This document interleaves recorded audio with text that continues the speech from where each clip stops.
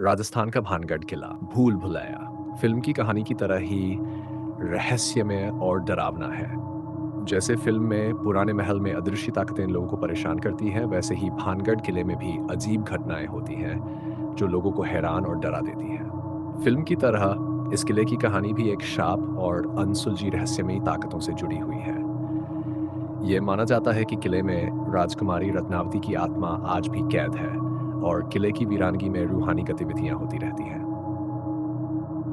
भानगढ़ की ये कहानी भूल भुलैया के रहस्य और भय को असल जिंदगी में महसूस करने जैसा अनुभव कराती है। सदियों पहले भानगढ़ एक समृद्ध राज्य था और वहाँ की राजकुमारी रत्नावती अपनी सुंदरता और बुद्धिमानी के लिए जानी जाती थी।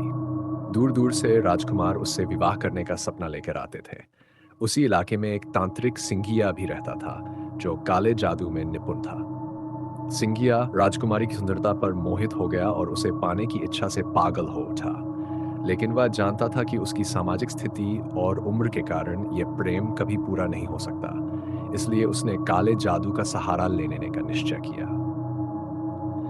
एक दिन तांत्रिक सिंघिया ने देखा कि राजकुमारी की दासी उनके लिए बाजार में इत्र खरीद रही है।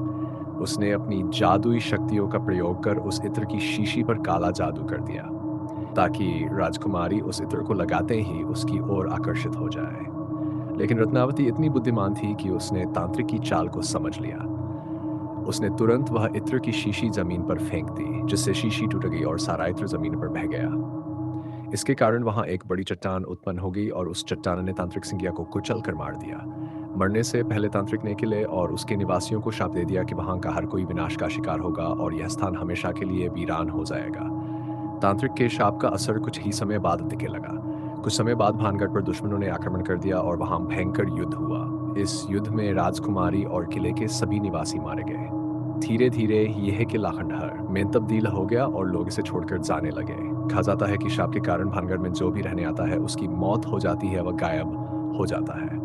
आज भी भानगढ़ किले को खूबूतिया स्थल माना जाता है। वहाँ के स्थानीय लोगों का मानना है कि रात के समय वहाँ अजीबोगरीब आवाजें सुनाई देती हैं और परछाइयाँ नजर आती हैं। कई पर्यटकों ने भी इस किले में रूहानी तत्वों का अनुभव किया है। भारतीय पुरातत्व सर्वेक्षण विभाग ने भी यहाँ रात में प्रवेश पर प्रतिबंध लगा रखा है। यहाँ एक चेतावनी बोर्ड लगा हुआ है जिसमें स्पष्ट लिखा है कि सूर्यास्त के बाद किले में प्रवेश करना मना है। कुछ पर्यटकों और शोधकर्ताओं का मानना है कि रात के समय किले में एक अजीब ठंडक और डरावना माहौल होता है, मानो कोई अदृश्य ताकत वहां मौजूद हो। स्थानीय लोग कहते हैं कि राजकुमारी की आत्मा अभी भी इस किले में कैद है और वो उस तांत्रिक के शाप के कारण शांति नहीं पा सकी। कहते हैं कि अगर कोई रात में इस किले में रुकता है तो वह कुछ अदृश्य ताकतों का शिकार बन सकता है। भानगढ़ की कहानी रहस्यमयी और रोमांचकारी है। यह किला अपनी भूतिया घटनाओं के कारण आज भी लोगों के बीच कौतूहल का विषय बना हुआ है। यहाँ हर साल हजारों लोग इसकी रहस्यमयता का अनुभव करने आते हैं, लेकिन सूर्यास्त होते ही यहाँ से दूर हो जाते हैं।